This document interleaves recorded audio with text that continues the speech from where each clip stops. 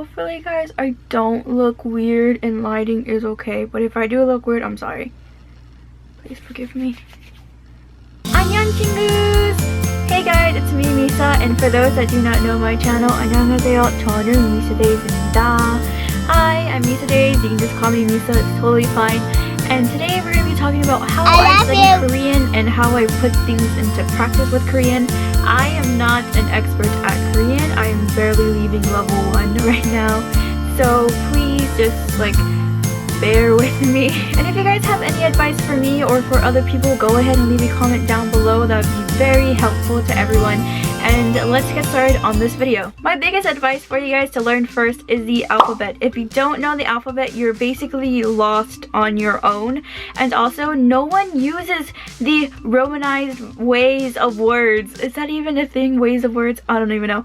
But no one uses Romanization. No one. Not even when you're texting or talking. I think the only people that actually do use that is Koreaboos, and you don't want to be one of them. So learn the alphabet, and after you learn the alphabet, practice your pronunciation. Also, remember to memorize the vowels and consonants because there are certain grammar rules that apply to these. For practicing pronunciation and just practicing basic grammar and things like that, I recommend a chatting app. But do not use KakaoTalk. KakaoTalk is more like instant messaging with friends that you already have, and unless you already have Korean friends or people who are fluent in Korean as friends that you can add into KakaoTalk, go ahead and do that. But you can't really join KakaoTalk and instant message random people in Korea. So don't rely on KakaoTalk, because KakaoTalk is just a separate messaging system. It's kind of like Kik, but in Korea. An app that I use for chatting in Korean and things like that is HelloTalk, and that's strictly just speaking Korean. It's not chatting people up on other apps. So that's something that's probably really good to know. Unless you want to be talked to by perverts. But that's your life, not mine. Another way to practice is watching K-dramas. And when you're watching K-dramas, after someone has said a phrase or a word, copy them. And just continue copying them. And make sure you kind of sound like them a little bit. Because obviously, where I live in America, and I don't use Korean every day, I don't hear it every day, so K-dramas, variety shows, and things like that are the only way for me to hear it. So the only way I can actually learn how to correctly pronounce it and correctly say it is by watching K-dramas and just copying them back and forth. Another way to practice is maybe join a Korean language meetup or just having Korean friends online. Making friends through HelloTalk and then messaging them on KakaoTalk, But like I said, use everything to your advantage, use the internet to your advantage, but be careful and be safe when using chatting apps. Do not, typical things don't trust everyone, don't just give out your photos to people, and if someone's acting weird, when you move to KakaoTalk with your Korean friend and they're Pyeontae, then get rid of them. The last thing I'll talk to you guys is what I use. So the online course that I take is through Coursera, and it's basically level 1 Korean, and they also have basic Korean, which is learning the alphabet and learning things like 엄마, 아빠, 오빠, 언니, and the difference between 누나 and 언니, and difference between 오빠 and 형 and things like that. So it's definitely a good place to start, and it's free. That's pretty important. And with that, Coursera also offers you can get certified in a language.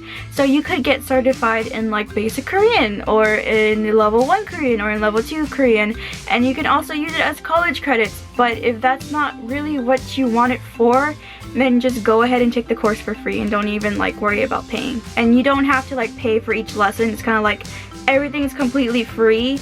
And you just go through and you take the quizzes, and there are deadlines though. It's not on your own time. There is deadlines, and the session, the school session does end. So you have to make sure don't do this when you're having school. If you're in high school, don't do this when you're going to school. Do it in the summer, or if you're in college, do it whenever you have break or something like that. Don't expect to do it you can do it when you're in school and you can just do it on your own. Don't expect that, because there are deadlines and things like that. Another online website that you can use is the Cyber University of Korea. I didn't really like this website too much, mainly because it would give you your course and it would give you the videos and the worksheets and everything that you need, but there was pre-vocabulary, but the pre-vocabulary and the vocabulary they used was never really discussed, and they don't really translate things for you. So whenever you go into the course and you're actually like learning from the course, there's vocabulary words you have to do on your own in order to understand what you're doing, if that makes sense.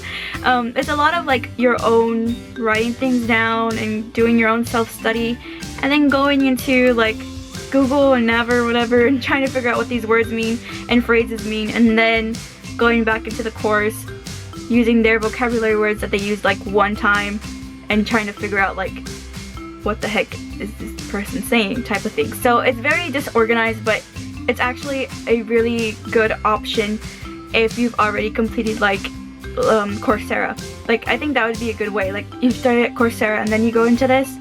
But if you're just completely jumping into the Cyber University, it's kind of harder to like put everything together and to focus on what the heck you're learning. Another tip that I use is that when I watch variety shows, Korean television, typically after someone says something, they'll like write it like randomly, like just to like write back like what someone says and how they feel. And a lot of people translate these sections, like they'll have the Korean words and then like translate it at the bottom like how they feel. And you can also like see a lot of this on KBS World YouTube channel, whatever their logo will be somewhere around here. And if you go watch like something like Hello Counselor or Return of Superman or Got Married or anything like that, like any variety show has like someone's like feelings on the bottom of the screen. Here is just an example of what I was talking about when they write the phrases or feelings at the bottom of the screen. In this moment, Bomi and Taejun called Bomi's parents, and the father had said, "Oh, we love you, our Bomi. We love Bomi." So at the bottom of the screen, it says 사랑해요, 유리 Bomi. So it's basically saying 사랑해요 meaning I love you, and then 유리 meaning our, and then Bomi as in Bomi the girl. So it's just saying we love you, our Bomi, or I love you, our Bomi. And then at the top of the screen, I'm not going to butcher We Got Married's name, but it says We Got Married, where it has a little Santa hat on it. And next to it, it talks about which couple you're currently watching. And right now we're watching Taebom. So it says Taebom chose Christmas. So basically it's saying Taejun and Bomi's first Christmas, or their ship named Taebom. And some more apps that I can recommend to you guys to use is Naver Dictionary. It is the perfect thing to use whenever you find a word and you don't even know like what the heck does this mean. You can just go to the dictionary and look it up and you can find it. So Naver Dictionary is probably the best app that I use. I try to stay away from Google Translate. I really like Google Translate at times, but it's not 100% accurate. Naver Translate would be a much better substitute for Google Translate, mainly because the Korean word that you actually put in to like sometimes Korean words have different meanings to them. Like they don't have an absolute definition in English. So if you use an English translator like Google Translate, it's not going to be as accurate as using a Naver translator, because Naver Translate gives you like more different options than from other things. I really don't like Google Translate. Again, it's just something I don't want to mess with, because sometimes the translations aren't 100% true and 100% like correct, and like when you translate from Korean to English, it just sounds like really like messed up and weird. But whatever, like don't even worry about it. Another app that I use is Naver Webtoon. I love Naver Webtoon. I use the Korean version of Webtoon to actually read webtoons. They do have an English version. If you download both of the apps and follow both of the stories, I think you can have a really good English translation and Korean translation of the two phrases. It's me, Mackie. Hi, Mackie. Thank you for matching my baby, oppa. Why are you doing that? Digga.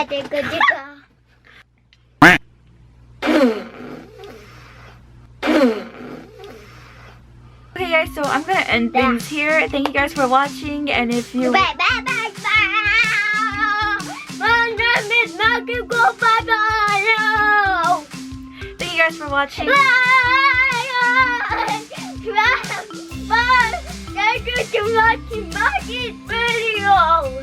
And if you want to know more,